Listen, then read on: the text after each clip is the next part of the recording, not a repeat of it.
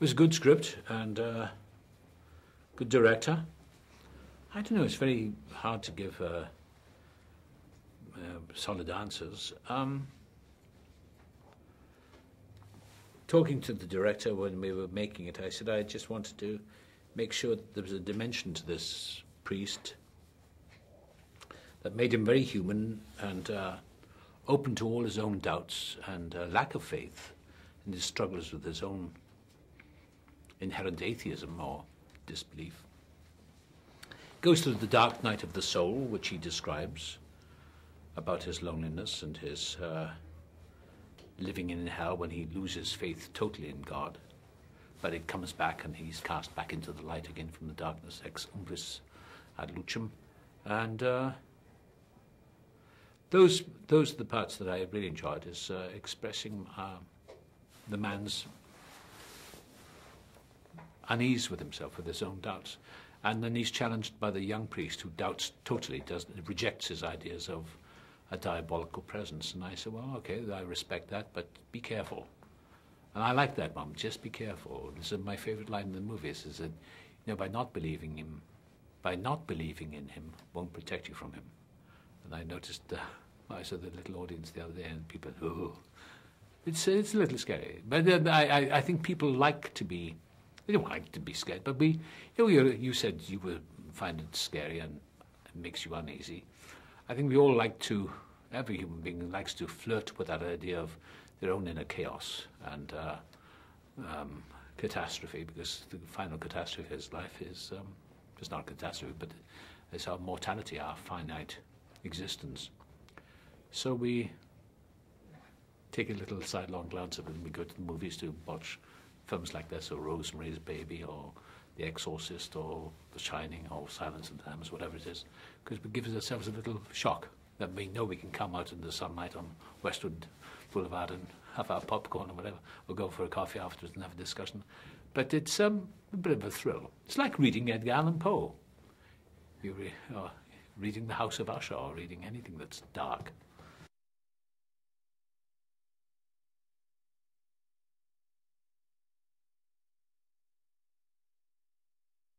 I just know how to do it. I don't know why I do it. I don't know how to do it. It's just a look.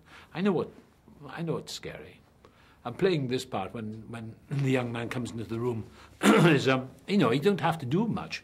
There are lines when he comes in the room, Mrs. Father Lucas, so he's not here at the moment. He's out. You know, oh, we're dealing with a nut. So it's very easy to say, no, he's out at the moment. Totally, he's not here. Close the door, please. We don't want to be disturbed, do we? Boom, the door closes on its own. That's enough to scare the hell out of people. So I don't have to act, you know, I say, sit down, please. Hello, Clarice. All that stuff.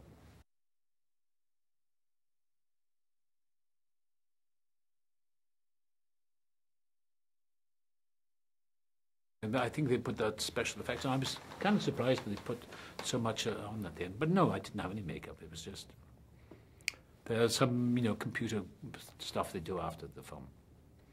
I did all the voices myself, though. All that was my stuff.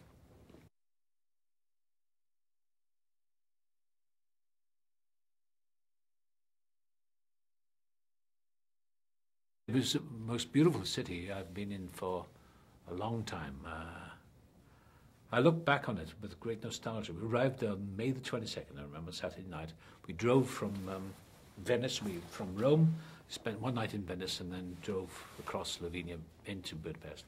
About 8 o'clock at night, and it was raining, and it was beautiful.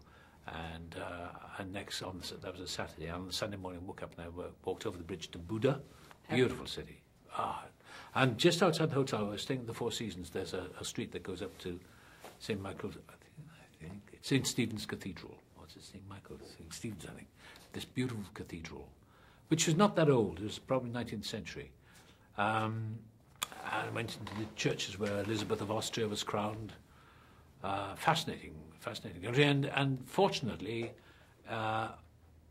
it's been preserved. I mean, the Hungarians, resilient, tough people, they suffered under Nazism, and they survived that in the tough communist regime where they didn't have any, you know, people were very closed down. They were censored, and there was no sense of freedom there. But they muddled along, you know. And I think once the collapse of the Iron Curtain country after Gorbachev and taking down the wall of Berlin, I think people could breathe a sigh of relief. But they were still a little nervous. You know, it's very closely seared in their memories that it wasn't the best life to live. But fortunately, nothing was destroyed. The architecture of the places, and Buda, and it's interesting, over Buda you still see the machine gun holes in the walls with the uprisings and you know, the partisans fighting against the Germans, and really interesting.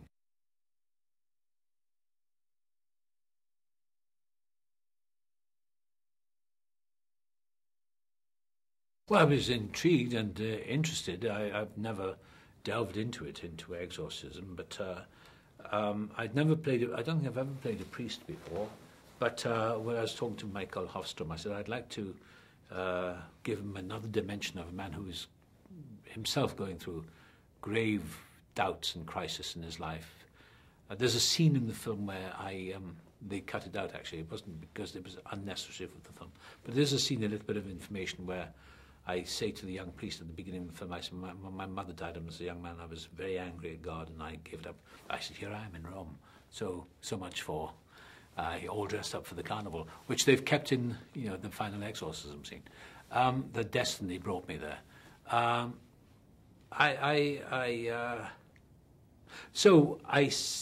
There's a scene where I say, you know,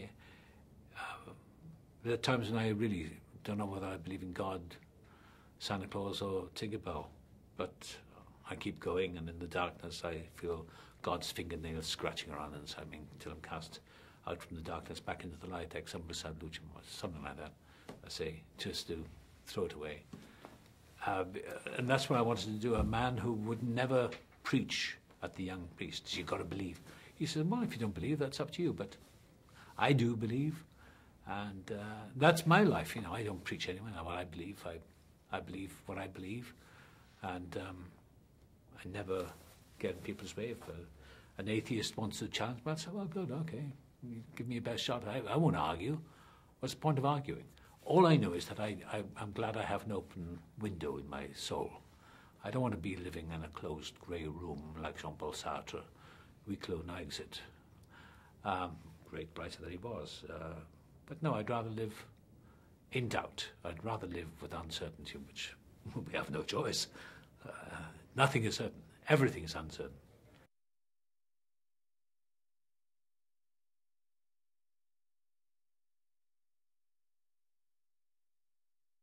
No, I gave him a bad time. No, I'd say to him, I said, is this the way you can play the part? He said, no, it's your career. No, he's a wonderful actor.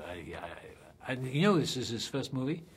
And also, his agent phoned me and said, I want you to do a film test. He said, I don't know. He lives in a little town outside of Dublin.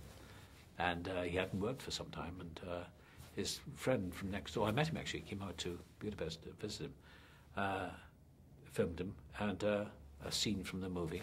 Then I met him out here. Michael Hofstrom said, we've got this wonderful actor. Would you like to? I said, yeah. He said, would you do a film test with him? Because they want to make sure at the studio that... I said, well, so we met at Shutters Hotel. They had a little video camera, or DVD camera, or whatever you call it, digital camera. And we did a little bit of a scene, and he seemed pretty good to me. And then Michael phoned me, the director phoned me, he said, what do you think? I said, wow, he's pretty good, isn't he? And he still didn't know whether he'd got the part or not. I think the studio, for business reasons, were thinking about getting a kind of name actor for the part, and then some wisdom prevailed, and I think Michael Hofstrom and the producers said, no, let's go for this unknown actor, because we don't want the information of somebody who's a star actor, you know. So he turns up on the first day, and I said, how are you feeling? He said, I feel very nervous. I said, oh, well, don't be, just enjoy it. I'm really impressed by him. He's such a nice guy as well. He's married, and his mother and father came out to Budapest, and he's very much an Irish boy, you know. Lives in a small town in Ireland, and I think they're having a showing of this in Dublin for some charity of his brother's charity. But what I like about Colin is that he's a very modest guy, you know. I said, don't lose the modesty. Don't lose that. I like young actors. They're great to work with.